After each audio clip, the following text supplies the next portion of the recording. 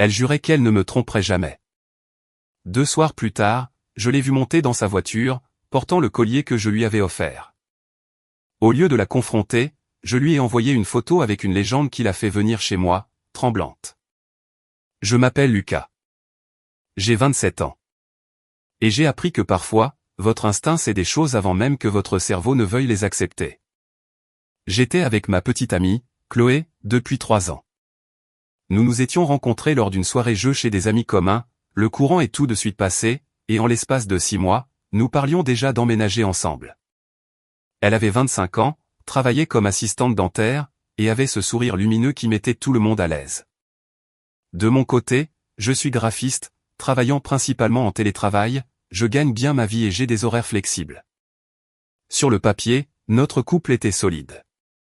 La première fissure est apparue il y a environ 2 mois. Des petits détails.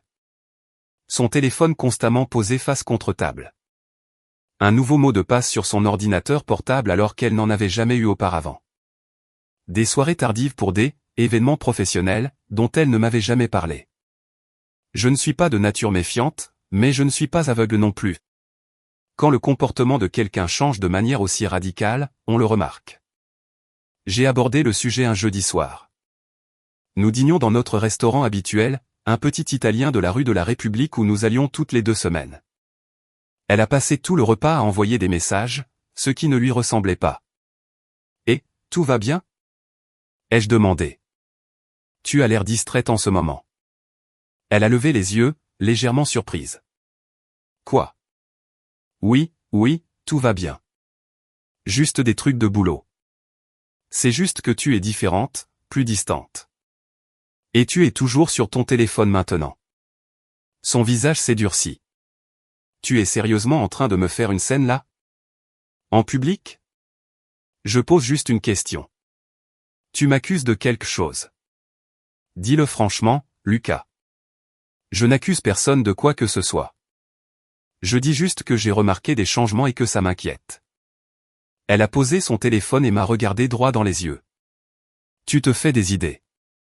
Je ne te tromperai jamais. Que tu puisses seulement y penser. Honnêtement, ça me blesse. La façon dont elle a prononcé ces mots, sur ce ton de victime offensée, m'a fait me sentir comme le dernier des moins que rien, comme si j'étais le problème pour avoir osé me poser des questions. Je me suis excusé, je m'en suis littéralement voulu d'avoir remarqué que quelque chose clochait. Nous avons terminé le dîner dans un silence pesant. Elle a à peine touché à ses pattes. J'ai réglé l'addition, comme toujours, et nous sommes rentrés chacun de notre côté puisqu'elle venait directement du travail. Ce soir-là, au lit, elle s'est détournée de moi, prétendant être fatiguée. Je suis resté allongé à fixer le plafond, me sentant comme le plus grand des imbéciles pour avoir douté d'elle, mais ce pressentiment ne m'a pas quitté. Il est devenu encore plus fort. Le samedi matin, elle m'a dit qu'elle allait chez son amie Léa pour une journée entre filles. Brunch, shopping, peut-être un ciné, des trucs normaux. Elle est partie vers 10h, vêtue d'un jean, d'un pull décontracté, et portant le collier, ce délicat collier en argent avec un petit pendentif en diamant que je lui avais offert pour nos 2 ans de relation. Elle le portait presque tous les jours, disant que c'était son bijou préféré. Quelqu'un m'a poussé à la suivre. Je n'en suis pas fier. Je n'ai jamais été ce genre de mec. Mais j'ai pris mes clés et je suis resté à quelques voitures de distance pendant qu'elle conduisait. Elle ne s'est pas dirigée vers le quartier de Léa. Elle est allée en centre-ville, vers un café dont je n'avais jamais entendu parler, appelé l'Atelier du Café. Elle s'est garée et est entrée. Je me suis garé de l'autre côté de la rue, me sentant ridicule. Peut-être qu'elle y retrouvait Léa d'abord. Peut-être que j'étais paranoïaque. Peut-être que j'étais en train de détruire mon couple pour rien. 20 minutes plus tard, elle est ressortie avec un homme. Grand, la trentaine naissante, les cheveux sombres, portant des vêtements qui semblaient coûteux. Il riait de bon cœur. Il a posé sa main dans le bas de son dos alors qu'il se dirigeait vers sa voiture, une Audi noire. Ce geste était familier, confortable, pas le geste de quelqu'un qu'on vient de rencontrer. Elle est montée côté passager, et il a démarré. Je suis resté assis là pendant une dizaine de minutes, les mains tremblantes sur le volant. Une partie de moi voulait les suivre. Une autre voulait rentrer à la maison et faire semblant de n'avoir rien vu. Au lieu de cela, j'ai sorti mon téléphone et j'ai parcouru notre espace de stockage cloud partagé.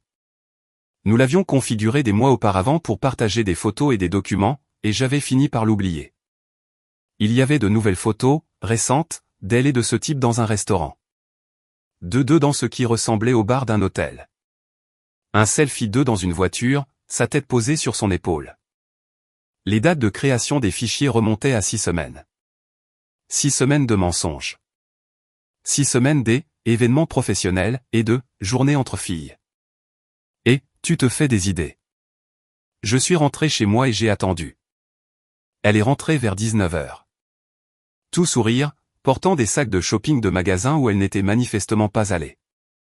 J'étais sur le canapé avec mon ordinateur, travaillant sur un projet à rendre, agissant normalement. « Salut mon cœur », a-t-elle dit en m'embrassant sur la joue.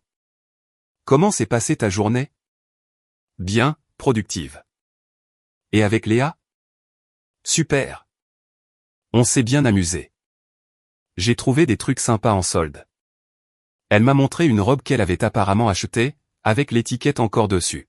« Sympa, ça t'ira très bien », ai-je répondu. Elle est allée prendre sa douche. Je suis retourné sur mon ordinateur et j'ai commencé à planifier ma réponse. Première mise à jour. Dimanche. Elle m'a dit qu'elle devait travailler une demi-journée. Une histoire d'inventaire au cabinet dentaire. Elle est partie vers midi. J'ai localisé son téléphone. Oui, j'avais installé une application de localisation sur nos deux téléphones des mois auparavant, car elle perdait constamment le sien. Nous étions tous les deux d'accord pour cela. C'est drôle comme les choses tournent. Elle s'est rendue directement dans un hôtel, le Bellevue, à environ 15 minutes de notre appartement. Elle y est restée 4 heures. Je ne l'ai pas confrontée, je n'ai pas harcelé son téléphone d'appel, je ne m'y suis pas rendu pour faire un scandale. J'ai juste regardé ce petit point immobile sur mon écran, et j'ai senti quelque chose en moi devenir froid et de marbre. Elle est rentrée vers 17h, disant qu'elle était épuisée par l'inventaire, et m'a demandé si on pouvait commander une pizza pour le dîner. J'ai dit, bien sûr. Nous avons mangé notre pizza en regardant un film. Elle s'est endormie, la tête posée sur mon épaule. Le collier que je lui avais offert était toujours autour de son cou. Le lundi matin, j'ai appelé mon principal client pour lui dire que j'étais malade, prétextant une intoxication alimentaire. Puis je suis retourné à l'atelier du café et j'ai attendu. Je ne sais pas pourquoi. Peut-être que j'avais besoin de le voir à nouveau pour que cela devienne réel. Comme de fait exprès, à 10h30, sa voiture est arrivée. Elle est entrée. 10 minutes plus tard, l'Audi s'est garé. Le type est entré. Ils sont ressortis ensemble 20 minutes plus tard, sont montés dans sa voiture et se sont dirigés vers le même hôtel. Cette fois, je les ai suivis. Je les ai vus s'enregistrer à la réception, riant de je ne sais quoi, puis monter dans l'ascenseur. Les portes se sont refermées, et ils ont disparu. Je me suis assis dans ma voiture sur le parking et j'ai pris une photo. Juste l'Audi, avec la plaque d'immatriculation bien visible, garée sur le parking de l'hôtel, avec l'heure et la géolocalisation. Ensuite, je suis rentré chez moi et j'ai retouché la photo sur Photoshop. Je suis graphiste, c'est mon domaine.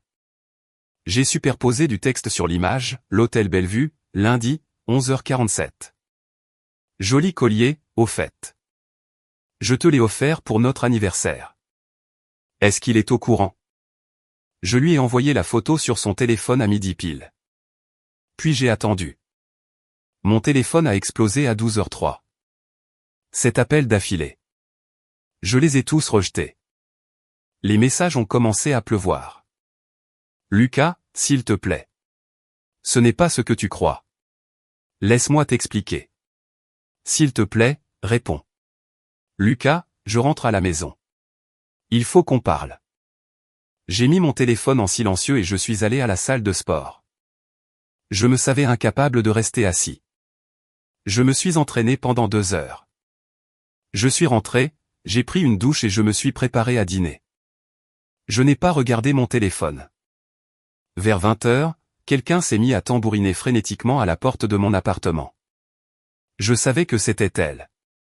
Elle avait installé la plupart de ses affaires chez moi 6 mois plus tôt, mais n'avait pas encore officiellement changé d'adresse.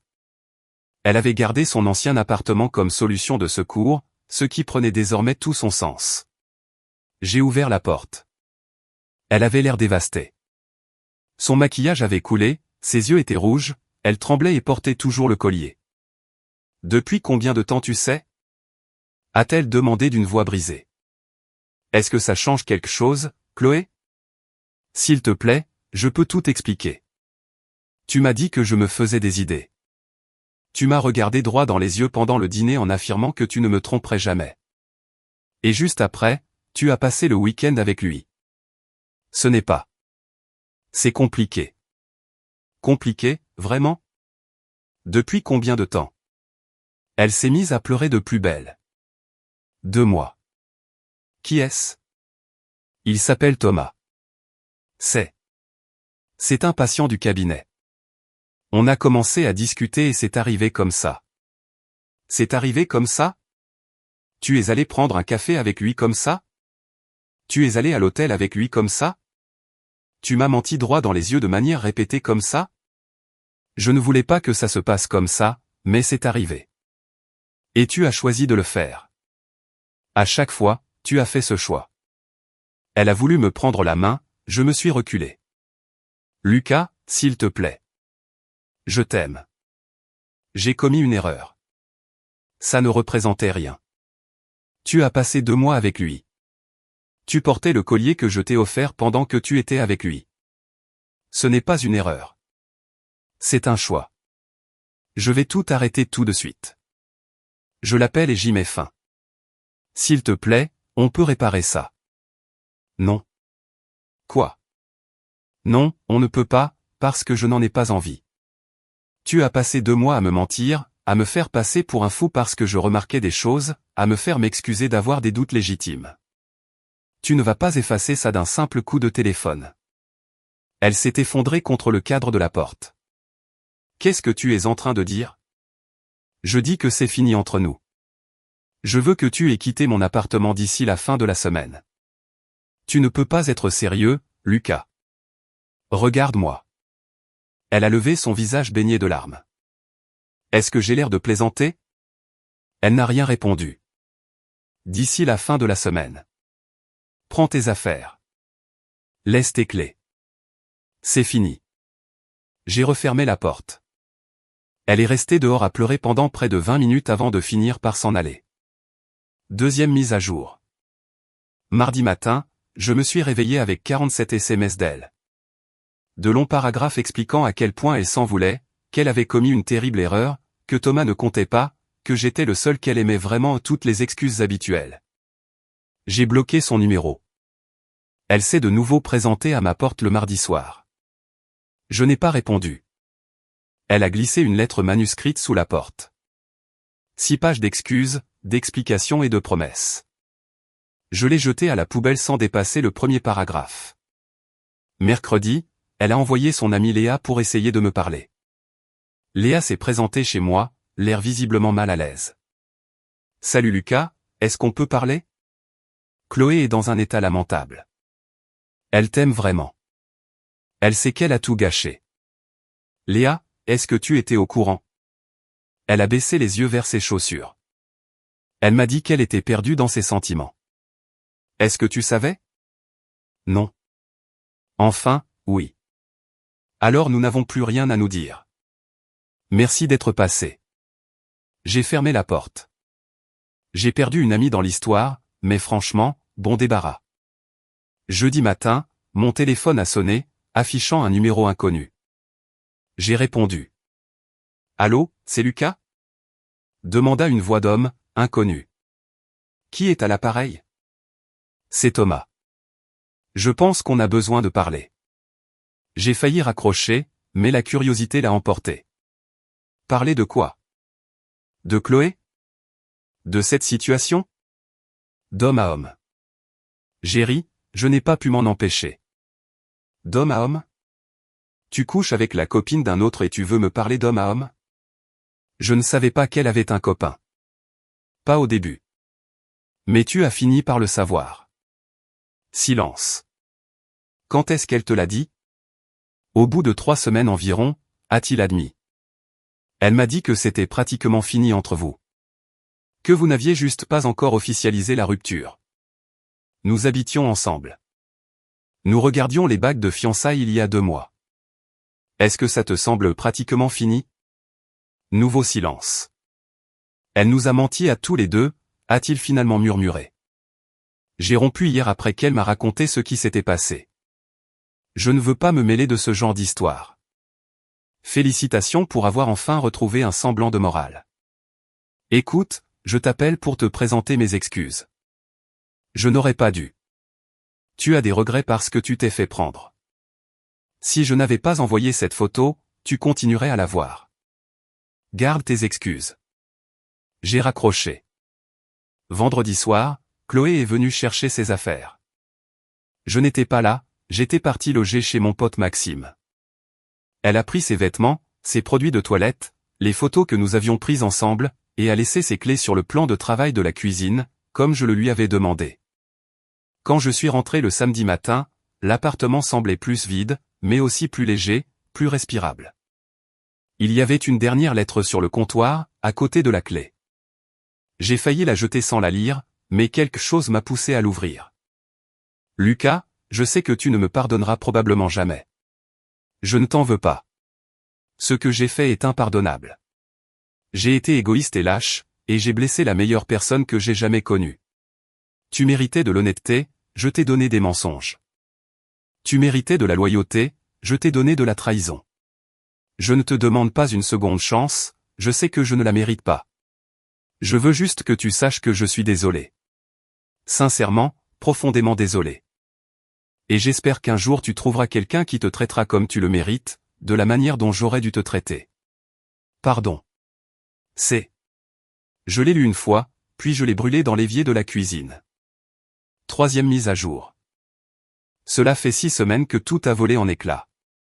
Chloé a essayé de me contacter à plusieurs reprises par le biais d'amis communs, et m'a même envoyé des fleurs à l'appartement une fois avec un autre mot d'excuse. J'ai fait don des fleurs à une maison de retraite et j'ai jeté le mot. J'ai appris par des bruits de couloir qu'elle avait essayé de se remettre avec Thomas après notre rupture. Il n'a rien voulu savoir. J'imagine qu'il avait lui aussi des limites. Apparemment, elle est retournée vivre chez ses parents en banlieue. Elle travaille toujours dans le même cabinet dentaire. J'ai changé de dentiste, par simple mesure de précaution. Ce collier est le détail qui m'a le plus tourmenté. Ce n'était pas l'infidélité en soi bien que ce soit horrible, mais d'une manière assez directe. C'était le fait qu'elle porte un bijou que je lui avais offert, un symbole de notre relation, alors qu'elle était avec lui. Comme si elle compartimentait sa vie à tel point qu'elle n'en voyait même pas l'ironie. Ou peut-être qu'elle la voyait et s'en moquait éperdument. J'ai recommencé à faire des rencontres il y a environ 3 semaines. Rien de sérieux, juste histoire de m'y remettre. Ça fait bizarre. Chaque fois que quelqu'un tarde à répondre à un message ou change un petit détail de son comportement, je sens cette vieille méfiance ressurgir. J'y travaille. La thérapie m'aide beaucoup. Mes amis ont été formidables. Maxime m'a laissé squatter chez lui dès que j'avais besoin de souffler. Mon pote Nicolas m'a emmené voir un match de foot sans me poser une seule question sur Chloé. Il m'a juste laissé apprécier le match. Ce sont eux, les vrais amis. Quelqu'un m'a demandé si je la reprendrais un jour si elle changeait vraiment et prouvait sa bonne foi. La réponse est non. Non pas parce que je la déteste, ce n'est pas le cas. C'est juste que je ne lui fais plus confiance. Et on ne peut pas bâtir une relation sur des fondations de confiance brisées. On ne peut plus regarder quelqu'un de la même façon après qu'il vous a regardé dans les yeux en vous mentant avec un tel aplomb. La photo que je lui ai envoyée est toujours sur mon cloud. Je finirai probablement par la supprimer, mais pour l'instant, c'est un rappel non pas de sa trahison, mais de ma propre force d'être parti. J'aurais pu lui trouver des excuses. J'aurais pu accepter ses excuses et essayer de surmonter ça. Beaucoup de gens le font. Mais je savais au fond de moi que certaines choses ne se réparent pas. Certains mensonges sont trop grands. Certaines trahisons coupent trop profondément. Dernière mise à jour. Cela fait maintenant presque 3 mois. La vie a repris son cours, ou du moins une nouvelle normalité. Je me suis jeté à corps perdu dans le travail, j'ai décroché de nouveaux clients, j'ai commencé à gagner plus d'argent et j'ai emménagé dans un meilleur appartement le mois dernier. Un 2 pièces dans un immeuble plus moderne, sans aucun souvenir rattaché à ses murs. La sœur de Chloé m'a contacté la semaine dernière pour me dire que Chloé traversait une période très difficile, qu'elle voyait un thérapeute pour gérer sa culpabilité et sa dépression. Elle m'a demandé si j'accepterais de la voir pour lui permettre de tourner la page. J'ai refusé poliment. Sa reconstruction personnelle n'est pas de ma responsabilité. J'ai croisé Léa il y a 2 semaines dans un café. Elle s'est à nouveau excusée d'avoir été au courant sans rien me dire. Elle m'a dit qu'elle avait été une mauvaise amie pour nous deux. Je lui ai dit que j'appréciais ses excuses, mais que nous ne redeviendrions probablement jamais amis. Elle a compris. Côté rencontre, ça se passe plutôt bien. J'ai rencontré quelqu'un qui s'appelle Manon il y a 1 mois environ. Elle est enseignante dans un lycée, elle est drôle, honnête, elle a sa propre vie et ses propres passions. Nous prenons notre temps. J'essaie de ne pas projeter mes traumatismes liés à Chloé sur elle, mais c'est difficile. La première fois qu'elle a mis du temps à répondre à un SMS, j'ai senti cette vieille angoisse monter d'un coup. Mais elle était simplement en train de donner un cours et avait oublié de regarder son téléphone. Des trucs normaux, quoi. J'apprends à refaire confiance. C'est un processus lent, mais ça avance. Ce collier me hante parfois. Par moments, sans crier gare, je me rappelle l'avoir vu briller sous la lumière alors qu'elle montait dans sa voiture. Un si petit détail, mais il a tout cristallisé, le manque de respect, l'audace, cette compartimentation absolue entre notre vie commune et sa vie secrète avec lui. Mais ensuite, je me souviens de l'expression de son visage lorsqu'elle s'est présentée à ma porte après que je lui ai envoyé cette photo. La panique, la peur, la prise de conscience qu'elle s'était fait pincer et qu'il n'y avait aucun moyen de s'en sortir par des paroles cette fois-ci. Ce souvenir m'aide. Les gens me demandent souvent si je regrette de l'avoir suivi ce jour-là. Si j'aurais préféré lui faire confiance et ne jamais rien découvrir. La réponse est complexe. Une partie de moi regrette d'avoir dû assister à cela, d'avoir dû savoir, et se dit que j'aurais pu vivre dans une douce ignorance encore un peu. Mais la plus grande partie de moi est reconnaissante, car j'aurais fini par le découvrir tôt ou tard. Peut-être après que nous nous soyons fiancés. Peut-être après notre mariage. Peut-être après avoir eu des enfants, quand nos vies auraient été si intimement mêlées qu'en sortir aurait été infiniment plus douloureux. Au moins, de cette façon, je l'ai découvert quand la rupture pouvait encore se faire proprement, sans avocat, sans accord de garde d'enfants ni partage de biens. Quand il ne s'agissait que de faire des cartons et de changer les serrures. Certains pensent que j'ai été trop dur, que j'aurais dû lui donner une seconde chance, que tout le monde fait des erreurs. Peut-être qu'ils ont raison. Peut-être que dans un univers parallèle, je l'ai reprise, nous avons surmonté l'épreuve et en sommes sortis plus forts. Mais je ne le pense pas. Je pense que dans cet univers-là, je me serais toujours posé des questions. À chaque fois qu'elle aurait été en retard, à chaque fois qu'elle aurait pris un appel dans une autre pièce, à chaque fois qu'elle m'aurait dit qu'elle était chez Léa ou qu'elle travaillait tard, j'aurais vérifié sa position, lu ses messages, devenant quelqu'un que je ne veux pas être. Cette façon de faire fait mal, mais elle est nette. Définitive. C'est fait. Je l'ai croisée au supermarché la semaine dernière. Nous ne nous sommes pas parlé. Elle était au rayon fruits et légumes quand j'ai tourné au coin de l'allée avec mon chariot. Nos regards se sont croisés pendant peut-être 2 secondes. Elle avait l'air de vouloir dire quelque chose. J'ai juste tracé ma route. J'espère qu'elle a tiré une leçon de tout cela. J'espère que Thomas aussi. J'espère que Léa a appris quelque chose sur l'amitié et la loyauté. Quant à moi, j'ai appris que mon instinct avait raison. J'ai appris que, tu te fais des idées, et ce que les gens disent précisément quand vous ne vous en faites pas. J'ai appris que ce collier n'était pas qu'un simple bijou. C'était un test que je lui faisais passer sans le savoir. Et elle a échoué. Plus important encore, j'ai appris que j'ai la force de tourner la page, même quand ça fait mal. Même quand une partie de moi a envie de rester et d'essayer d'arranger les choses, même quand tout le monde me dit que l'erreur est humaine et que l'amour triomphe de tout. Parfois, l'amour ne suffit pas. Parfois, la confiance importe bien plus. Note 1, beaucoup de gens me demandent si j'ai déjà confronté Thomas en personne. Je n'en voyais pas l'utilité. Il n'était qu'un symptôme. Chloé était la maladie. Note 2, l'application de localisation a été supprimée le jour même où elle a déménagé. Je ne la surveille pas. Ce chapitre est clos. Note 3, oui, j'ai gardé la photo. Non, je ne l'ai pas regardée depuis des semaines. Elle est juste là au cas où j'aurais besoin d'un rappel de la raison pour laquelle je suis parti.